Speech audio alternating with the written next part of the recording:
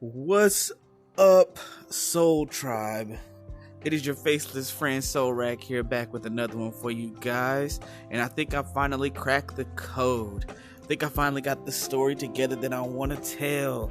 So let me know what you guys think. This video probably not going to be that long, just because it's going to be kind of me going over the story, kind of touching up from the first video with the how I make a AAA Naruto game.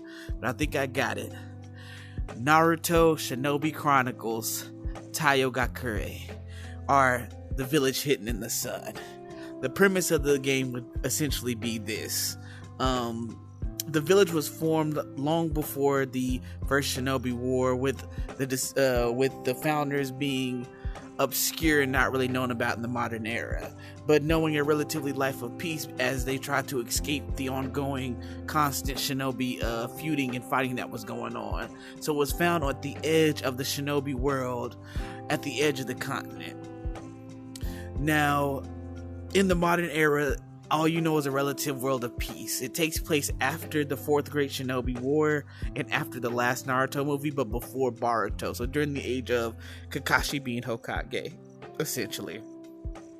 And all you know is a relative world of peace, only really virtually being sent on scouting missions and things of that nature. The village is placed in a cave, but like it's deep off in a cave, and where the village is actually like built at, there's like a giant hole in the cave that allows the sun and the moon to be able to shine, and you're able to see the sky and stuff like that. And they are very technologically advanced, and kind of like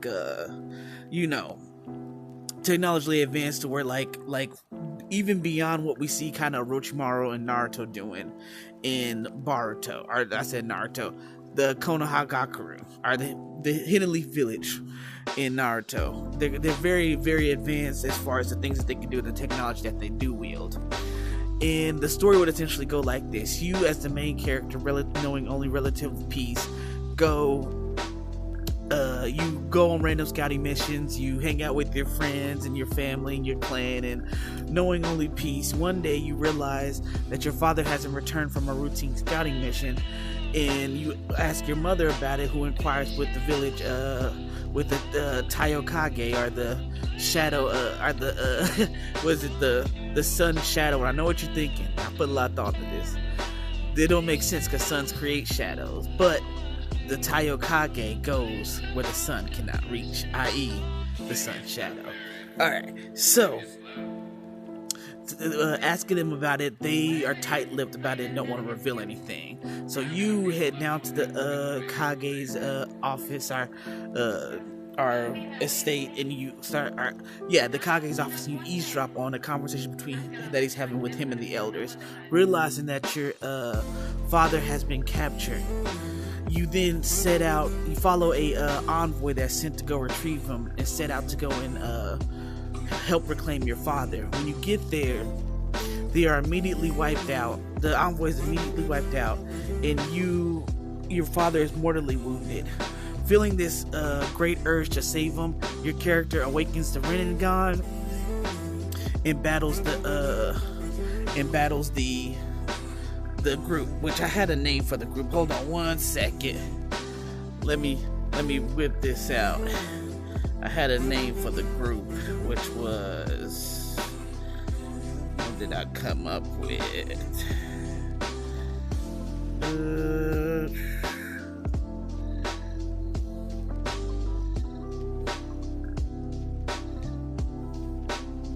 The Shinsei Kaichi Tsujo, which basically is which is New World Order in Japanese. And essentially, when you have a confrontation with them and they reveal information about your village that you did not know, that if gets out to the rest of the shinobi world, will not only shake the entire world to its core, but will not only shake your village to its core, but the entire world. Now, I wrote the concept for it, and then for some reason I loved the idea so much I actually started writing like a story for it. So I'm probably gonna do like a little like kind of fanfic type thing that you kind of see Carthu's Dojo or a couple of other pages do. I know Carthage Dojo. I'm trying to think of the one who's kind of on the rise. I'm subscribed to his channel. He does a lot of not GTA, but a lot of Dragon Ball stuff as well. I think it's Daisuke or something like that. I can't remember. I had to look it up, but I'll give him a shout out in the comments. Not in the comments, but in the video. But I kind of want to do it kind of going about that. Now, granted, with their characters, they're doing like fanfics of like kind of like what if Dragon Ball stories. With this one, I'm not sure I'm going to be able to do the whole fancy like kind of background and do the character cutout, just because going off of an original idea. Let me not say original idea, but creating a story within the Naruto world of original characters, it's not really a lot I can do as far as cutout settings and things like that. Like if they visit Konoha, then I can do some stuff like that, but a lot of the settings are going to be pretty much original. But I was thinking about doing a kind of like a fanfic story, and I think that would be really, really cool, and I would like to do it just because I love telling stories. I love creating stories, I love creating characters and things of that nature, so I think that'd be really fun for me to do. As far as back to the kind of gameplay story, like if I were to do the AAA Naruto game, essentially, well, I would have it to where, that would be the base story, and you'd have like different side quests that unlocks different powers. I chose the Rinnegan just because with the Rinnegan you can learn virtually any jutsu, and which granted I could have gone Sharingan, but I was like, whenever you start to look at Boruto and you look at the levels that they're fighting at, then I had to go Rinnegan instead. It's like they wouldn't be able to compete with that level of Naruto power.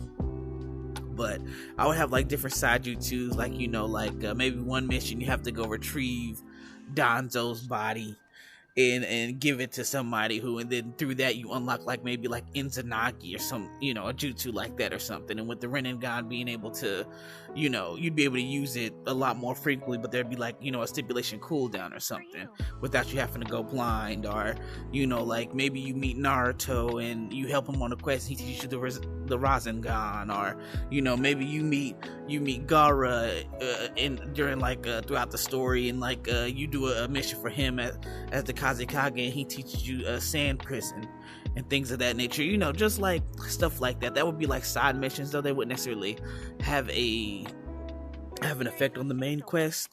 But yeah, that honestly,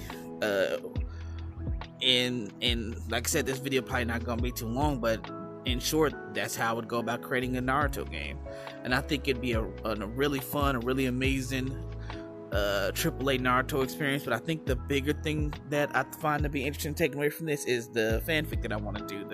I hate using the term fanfic because as a writer, I've always kind of not been overly fond of that. But then again, there's been lots of fanfics and creators who have gone on to make a lot of money. And crazy enough, for all you guys that don't know, freaking 50 Shades of Grey started off as a Twilight fanfic, and what was that other one? And I saw this one chick end up sounding like a multi-million-dollar deal for writing a One Direction fanfic. I know, freaking One Direction. I had to take a moment of silence for that stunnedness that I know I felt on the inside when I first read that a few years back. But anywho, this is just something it's been a while since I've been writing, and I still focus on my main stuff that I want to create. But once again, the medium of that I want to do is a kind of a comic book, and right now I don't really have the funds to fund it the way that I want to. So in the meantime, I might as well keep my writing gene going and keep working out that creative muscle. And I thought that this would be a good way to do it. And hopefully you guys join me on this journey, and hopefully you guys like the story that I tell. I find it to be interesting the way I kind of have the story so far, the way I kind of have it mapped out, the way that it's gonna go, and I think because I already have the ending kind of plotted out, and I think that right there is really what's going to be captivating and stuff. And then from here we'll kind of go and maybe do some other ones. Like one I'm already planning it's one that I'm calling One Piece Yami, where it takes place after, I don't have it decided, it's either going to be after the end of One Piece, which we'd honestly have to wait until the end of One Piece, but I think it'd be kind of cool to give my take on how the One Piece world might look after the ending. even though we haven't seen it yet, or it might take place before One Piece. And basically the central idea that one's going to be the main character has the Yami Yami no Mai, or Blackbeard's main devil fruit, and just kind of how he goes about fighting with it, and him trying to make a place in the world for himself. This is why I want to kind of take place after One Piece, just because the pressure of like Laugh Tale and the world, and being the Pirate King, all that's not necessarily there, because Luffy would have already kind of achieved that and made that happen. We're not gonna see the end of One Piece for a while, but this is a story I still want to do sooner, probably rather than later. Let me see. And there's other stuff I can think of in the meantime and things of that nature. I might release some original short stories from my universe that I've created, which I think will be absolutely fun. That'd be fun to kind of give you guys a little peek into that world and kind of see what's going on there. But yeah, no, like I said, hopefully I haven't been rambling for too long, and if I have, let me know in the comments. Of course, do like, share, and subscribe. I love you all, and you guys let me know of anything that you would want to kind of see in this Naruto story that we're about to embark on, and any suggestions or things, and I'll take to heart and see if I can incorporate in some way, shape, or form. And thank you, Soul Tribe. I love you all, and you guys, I'll catch you in the next one.